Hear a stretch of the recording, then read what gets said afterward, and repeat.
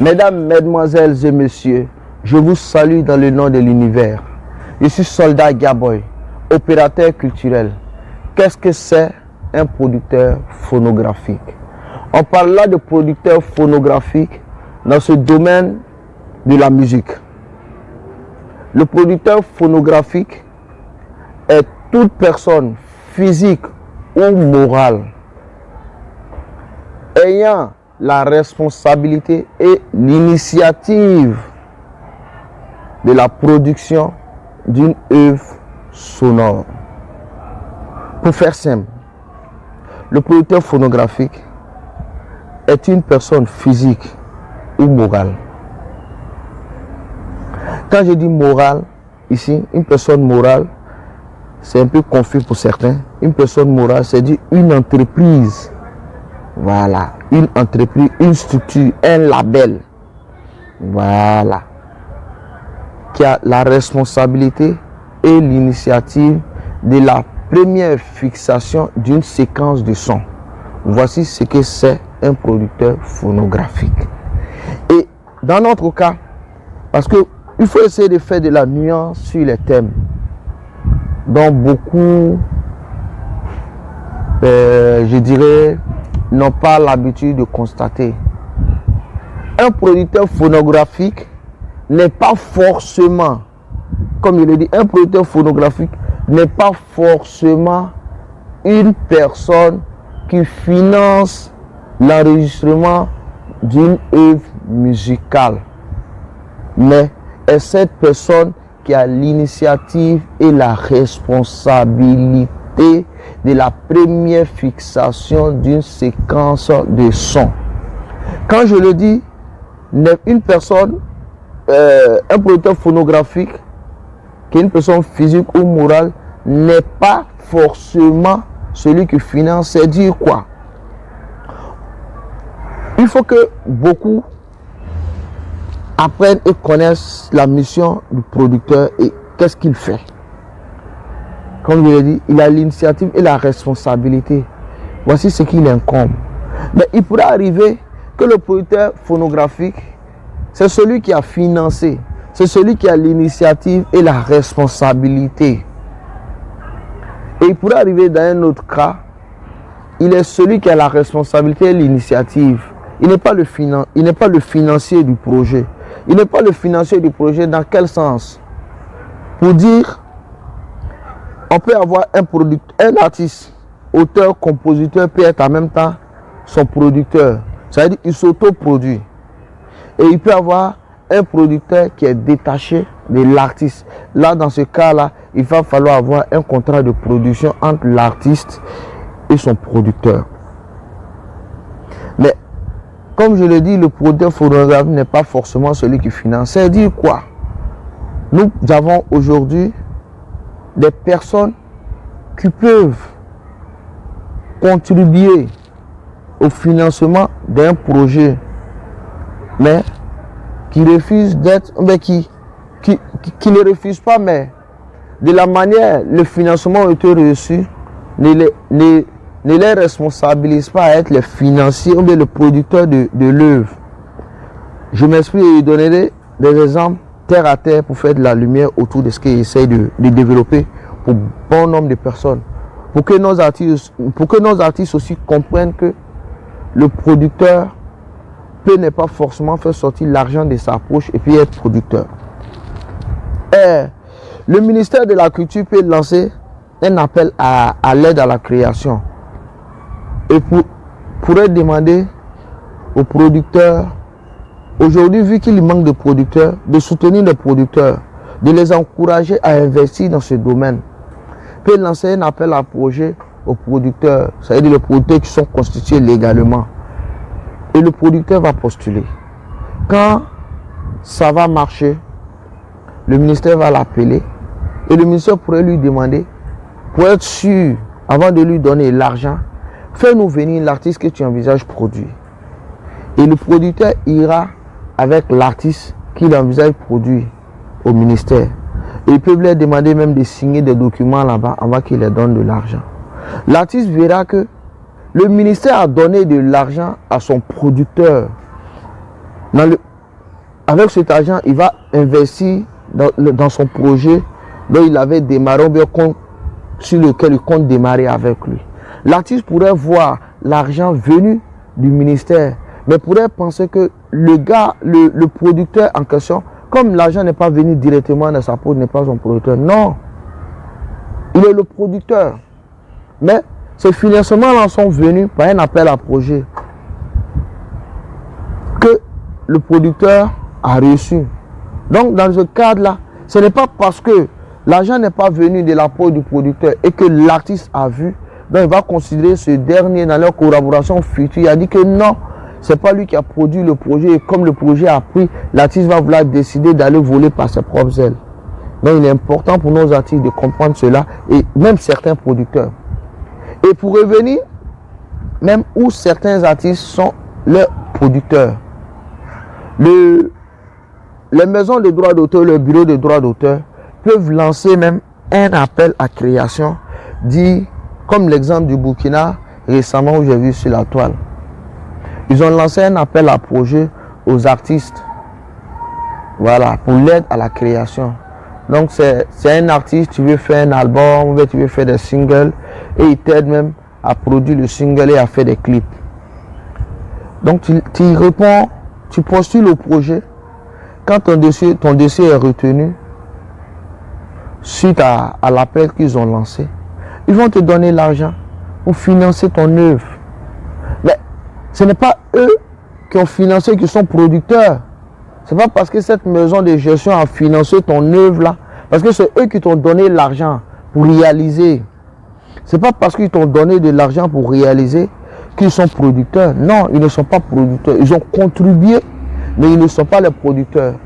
C'est toi qui as pris l'initiative de le faire et la responsabilité en tant qu'artiste. Donc toi, en tant qu'artiste, tu deviens producteur de ton œuvre. Et même également aussi pour un troisième exemple, si tu me permets, je pourrais citer un nom d'artiste. Un artiste peut lancer un crowdfunding, c'est-à-dire demander de l'aide auprès d'un peuple, auprès d'un public, auprès d'une nation, collecter des fonds. Et dans ce sens-là, je pense qu'on a un exemple palpable qui est sous notre terre, dont on ne va pas aller trop ailleurs, qui est le cas de Baby Philippe, qui est son album On the Track. Il a lancé un appel pour collecter des fonds. Et ses fans ont contribué à hauteur de millions. Tu comprends? Et c'est avec cet argent-là que lui, il a réalisé son album On the Track. Ça ne fait pas de ces personnes qui ont donné de l'argent pour contribuer au financement de son album, le producteur de son album. Non. Voilà pourquoi on dit, ou bien je dis, qu'un producteur phonographique n'est pas forcément une personne physique, n'est pas forcément celui qui finance l'album, la réalisation de l'album, mais est celui qui a l'initiative et la responsabilité de la première fixation d'une séquence de son. Et il est important que nous comprenions la mission du producteur. Le producteur a pour mission de l'enregistrement, de la promotion et de la commercialisation de l'œuvre. Quand il dit l'enregistrement, c'est dire quoi? Ça veut dire le producteur a la responsabilité de l'artiste qu'il mettra au studio, de l'arrangeur, des musiciens qui vont venir jouer, des choristes qui vont venir contribuer à préparer l'œuvre pour être plus professionnel, pour être plus efficace à l'écoute d'un public destiné. Donc, le producteur doit contribuer à l'enregistrement. Et après, le producteur a la responsabilité de la promotion de l'œuvre. Ça veut dire qu'il doit mettre tous les moyens techniques et financiers à la disposition pour contribuer à la diffusion de l'œuvre pour que le maximum de personnes découvrent l'existence de l'œuvre pour contribuer plus tard dans sa commercialisation. Et il a la responsabilité de la commercialisation de l'œuvre. Ça veut dire faciliter pour que l'œuvre soit contribuée, pour que l'œuvre, soit commercialisée partout sur le territoire ou à l'international. Donc que ce l'œuvre soit physique ou digital est de la responsabilité du producteur. Et aujourd'hui, non, pour dire hier dans la production, le producteur récupérait son investissement parce que la production coûtait beaucoup. Hier, on était parti pour exclusivement des albums où le producteur pouvait mettre 20 millions, 30 millions dans un album. Et comment le producteur récupérait son investissement? Il avait deux types de volets dans lesquels il pouvait récupérer son argent. Un, que lui-même il contrôlait directement ou bien indirectement via le distributeur ou bien l'éditeur phonographique. Et deux, que lui-même ne contrôlait pas. C'est-à-dire, c'est la maison des droits d'auteur où il a ses droits voisins de l'œuvre dont il est le propriétaire. Il faut dire, le producteur d'une œuvre photographique est le propriétaire. Donc, toute personne qui produit une œuvre d'un artiste est le propriétaire du master. Donc, en cas d'histoire, en cas de querelle entre le producteur et un artiste, le producteur peut décider de dire à l'artiste qu'il n'utilisera plus cette œuvre-là. Parce qu'il est le propriétaire de l'œuvre. Et quand l'œuvre marche, le producteur est propriétaire de l'œuvre pendant 50 ans, dès la date de sortie. 50 ans. Et après, quand l'œuvre marche, il pourrait démontrer cela auprès de la maison des droits d'auteur que l'œuvre marche. Donc, il pourrait reconduire encore pour 20 ans. Il pourrait reconduire pour 20 ans. Et comme je le disais, il est important que nos artistes comprennent que quand un producteur investit dans une œuvre, il attend retour sur investissement. Et le retour sur l'investissement, comme je le disais hier, le producteur avait deux volets. C'est-à-dire ses droits voisins qui ne contrôlent pas directement, qui est au niveau de la maison de gestion des droits d'auteur, et puis la vente de support. C'est-à-dire, hier par exemple, quand une œuvre sortait, quand le producteur sortait les albums, l'album, il décidait si chaque album, l'artiste avait peut-être 150 francs, ou bien au maxi 300 francs. Si l'album est vendu à 3000 francs, ça veut dire lui, le producteur, il s'est retrouvé avec 2700. Maintenant, dans le 2700, il décide de donner la part du distributeur. Donc le distributeur avait sa part dans le 2700. Donc c'est un contrat entre le distributeur maintenant et le producteur.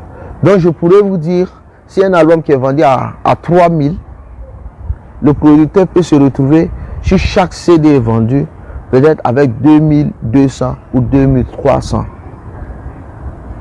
Donc, si le producteur arrive à vendre 10 000 exemplaires, calculez 2300 ou 2200 par 10 000 exemplaires. Donc voilà comment le producteur se payait hier. Quand je dis hier, avant l'avenir où le digital, où la piraterie a pris position de notre écosystème. Voilà comment le producteur gagnait son retour sur investissement. Et vu la piraterie qui a pris position dans notre industrie, il était important de réinventer les gains du producteur. D'où aujourd'hui, comme ce que j'ai expliqué, les gains où le producteur pouvait gagner sur chaque vente d'album, il pouvait les gagner, mais cela ne pouvait pas couvrir tout son investissement aujourd'hui. Donc, il y a un nouveau système qui a été mis en place. Aujourd'hui, quand le producteur signe avec un artiste, il a également un pourcentage sur ses spectacles. Il a également un pourcentage sur tous les dérivés, merchandising, c'est-à-dire le stylo à l'image de l'artiste, le chapeau, les t-shirts, tout ce qu'on va produire à l'image de l'artiste. Quand c'est vendu, le fonds récolté, le producteur a sa part et l'artiste a sa part. Donc le pourcentage, tout ça est conclu dans un contrat bien défini qui les met ensemble pour pouvoir travailler à une durée bien déterminée de 3 ans. Mais aujourd'hui, généralement, aujourd'hui, les productions prennent 5 ans. Mais certains partent du nombre d'albums. Ils pourront partir peut-être 5 albums, 3 albums, dans un temps bien défini. Donc, il est très important de le savoir. Et également, je profite de l'occasion pour lancer un appel à nos artistes qui sont en quête de producteurs, qui viennent dans l'industrie n'ayant aucune notion, restent dans la partie superficielle. Et plus tard, quand un producteur investit sur eux, quand il commence à avoir du succès, traite le puits qui lui a servi de l'eau à boire hier, de tout le nom des salles, de ceci, de cela. Non, faites très attention. Toutefois que vous êtes dans cette démarche-là, vous attirez la malédiction sur vous. Je ne l'ai pas dit au début parce que ce domaine-là dans lequel nous évoluons tire sa source dans la spiritualité. Donc tout ce que vous portez aujourd'hui, vous donnez à l'univers, l'univers vous le rendra tôt ou tard. Parce qu'un producteur est une personne qui se sacrifie pour réaliser votre rêve. Même s'il fait retour sur investissement, mais n'oubliez pas que le nom dit là, c'est pour réaliser votre rêve. Donc la personne vient investir des millions qu'il pourrait prendre peut-être pour aller construire une maison, pour aller acheter un véhicule de transport qui pourra lui rapporter de façon constante et régulière. Mais il laisse ça pour réaliser votre rêve. Donc, dans réaliser votre rêve, ça veut dire, il vous aide à vous construire et lui-même fait un bénéfice. Je suppose, un producteur vous prend pour la réalisation de 2 albums. Il investit 10 millions. Quand les 10 millions, peut-être vous avez signé pour 3 ans. 3 ans arrivent, les 2 albums, vous les avez faits. L'album n'a pas pu connaître un succès comme il se doit. Le producteur, peut-être, il n'était pas liquide, il n'avait pas de fonds.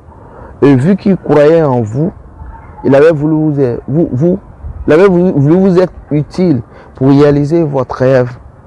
Donc, a été obligé de s'approcher auprès d'une banque pour prendre un prêt.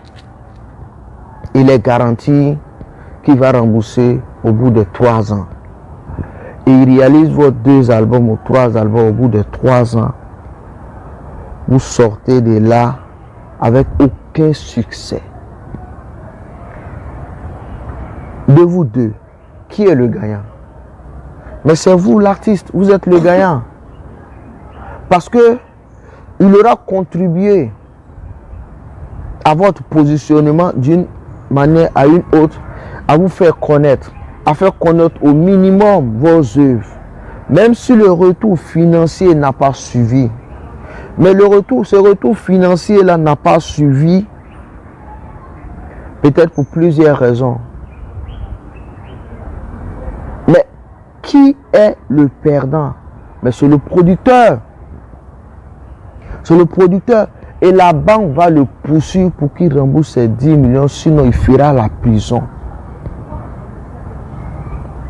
Mais aujourd'hui, triste réalité, sous nos cieux, quand certains producteurs décident d'investir dans la carrière de nos artistes, lorsque le succès fait surface, mais ces artistes-là changent de visage automatiquement en oubliant tout ce qu'ils se sont dit et tout ce qu'ils ont essayé de mettre blanc sur noir sur papier. Mais parce que si le projet a pris ce que tu as décidé de signer dans un contrat, vu ce qu'il a investi, mais il doit récupérer son investissement. Mais vous, artistes, au lieu de chercher à négocier, voir le producteur de revenir sur table, monsieur le producteur, on était parti sur telle base où je devais gagner 30%, 20%, 50%. Aujourd'hui, le projet marche. Essayons un peu d'augmenter mon gain, vu mes charges, vu mes responsabilités et autres. Mais vous n'y pensez même pas. Vous n'y pensez même pas. Mais vous voulez vous séparer de vos producteurs comme si de rien n'était. Pour une personne qui a investi de l'argent, son temps, son énergie et ses finances sur vous, vous voulez vous séparer comme rien n'était. Mais je vous interpelle et je vous sensibilise à cela. Parce que vous risquez de perdre toute votre vie. Toute votre vie. Quand je dis perdre votre vie, vous perdez votre vie. Parce que le producteur que vous allez croiser, qui est rigoureux, qui prend le travail sans sentiment, qui est dans du business à 100%, mais il va vous porter en justice. Et face à la justice, vous allez répondre, vous allez vous retrouver à la maca. Donc faites très attention au contrat. Mais le pire, que je dirais le pire, que quand vous rencontrez certains producteurs qui vous laissent, après quand vous déconnez, qui vous laissent, vous partez, il ne se plaint pas, il est silencieux. Quand vous dites humaniste, je dirais même c'est lui le plus mauvais même. Parce qu'il vous laisse avec l'univers. Et quand il vous laisse avec l'univers, c'est très dangereux. C'est dire que vous marchez sur du sable mouvant. Parce que vous ne savez pas d'où il a eu son investissement pour avoir confiance en vous pour réaliser. Je suppose ceux qui sont dans le mysticisme. Si le producteur est allé faire du sacrifice, à tuer un bœuf, à tuer un mouton, je suppose, ce qui n'est pas nouveau sur nos terres, pour que le projet prenne, pour bénir l'argent où il a eu, que vous vous comportez ainsi, mais vous serez le seul à payer le prix. Donc faites très attention, chers artistes, quand vous décidez d'avoir une production extérieure que vous. Ne vous croyez pas les plus rusés, car le succès peut venir à tout moment et repartir à tout moment. On a eu des artistes ici qui ont eu un succès fou et qui ont cru qu'ils étaient les plus intelligents, qui ont donné dos à leurs producteurs. Et depuis lors, même jouer même dans un bar de 50 personnes, jouer dans un bar de 50 personnes, avoir un micro, il ne gagne même pas. Donc faites très attention dans ce domaine que vous avez décidé d'embrasser. Et voilà pourquoi, généralement, moi j'exhorte et j'invite, je sensibilise et interpelle tous nos artistes à connaître le secteur dans lequel ils ont décidé d'évoluer. Parce que quand ils prennent la peine de connaître la mission, de connaître le rôle, de comprendre l'environnement du producteur, de comprendre l'environnement de ton manager, de comprendre l'environnement d'un agent, de comprendre l'environnement d'un régisseur. Quand tu comprends l'environnement, l'écosystème dans lequel tu as décidé de voler en tant qu'artiste, je pense que tu n'auras pas de problème avec quelqu'un. Mais c'est lorsqu'on est ignorant et on pense à nous en tant qu'égaux, nous, quand on gagne, on oublie les autres. Mais vous, artistes, quand vous menez vos actions, quand vous vous séparez d'un producteur, mais le secteur dans lequel on est, c'est une toile d'araignée. Mais votre nom, tous les producteurs seront informés. Mais bien évidemment, vous ne pourrez plus avoir de producteurs. Vous ne pouvez plus avoir de producteurs. Et à être producteur, c'est une autre responsabilité. Donc, mieux vaut avoir un producteur et être artiste et vous collaborer. Tu es plus épanoui, tu es plus libre dans ta création et à faire plein de choses. Donc, j'invite et je demande à tous nos artistes qui veulent se mettre avec les producteurs de prendre la peine de connaître qui est producteur et que fait le producteur dans sa carrière. Et il est temps de le rappeler, le producteur est votre employeur. Si beaucoup d'artistes ne le savent pas, un producteur est votre employeur. Donc, tenez-vous bien à développer de bonnes relations professionnelles avec vos producteurs. Et c'est l'occasion aussi de faire attention. Ce n'est pas parce qu'une personne a de l'argent ou bien une personne traîne dans le secteur du showbiz et bien avec des artistes qui va s'auto-proclamer producteur et vous, artistes, vous allez vouloir aller foutre votre carrière dans sa main. Attention, faites beaucoup attention parce que beaucoup s'auto-improvisent producteurs n'ayant aucune notion du domaine. Donc, investissez sur vous, 2 ou 3 sons au studio, vous faites 2 ou 3 séances et après, silence radio. Or, un projet est planifié. Un projet, il est planifié. On rentre en studio, on s'est dit, on fait 3 mois au studio pour 2 singles, pour 3 singles, pour un album. Constamment, 3 séances à 4 séances par semaine. Après les 3 mois pour faire 2 clips ou 3 clips. Et après, il faut préparer la sortie.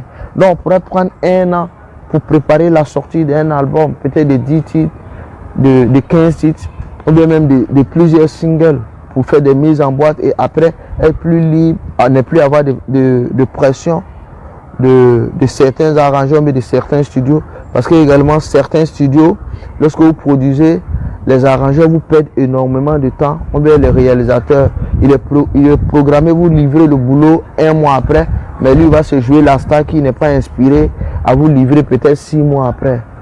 Donc certains préfèrent avoir tout leur contenu, toutes les créations à leur disposition et après être libre avec le temps dans leur planification pour travailler.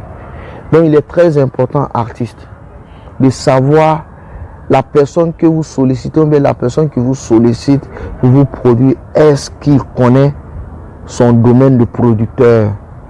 Est-ce qu'il sait où vous voulez partir? Il est très très important. Ne vous donnez pas à n'importe qui en tant qu'artiste. Parce que beaucoup de soi-disant producteurs ont tué le rêve de beaucoup d'artistes. Parce qu'ils ne s'y connaissaient pas. Ils sont rentrés en studio et 2 à 3 mois ou 1 an après, rien n'est sorti de cela. Donc faites très très très attention avec qui vous comptez vous mettre pour votre projet des rêves artistes. Et également, producteur. Un producteur est une personne avertie de l'industrie musicale. Donc, sachez sur qui vous investissez votre argent comme artiste pour avoir un retour sur investissement. Si cette personne n'est pas de bonne moralité, stop. Faites très attention. Aujourd'hui, on n'investit pas sur un artiste parce qu'il a le savoir-faire. Non. On investit sur un artiste parce qu'il a le savoir-être et le savoir-vivre. C'est ce qui pourra vous permettre d'avoir un retour sur investissement à long terme. Ceci étant, je tiens à vous dire merci et bonne chance et bonne collaboration à tous les producteurs qui souhaitent investir sur certains artistes et bonne chance à tous les artistes qui souhaitent signer avec des producteurs pour réaliser leurs rêves. Que Dieu vous garde. À très bientôt. Suivez Golden TV.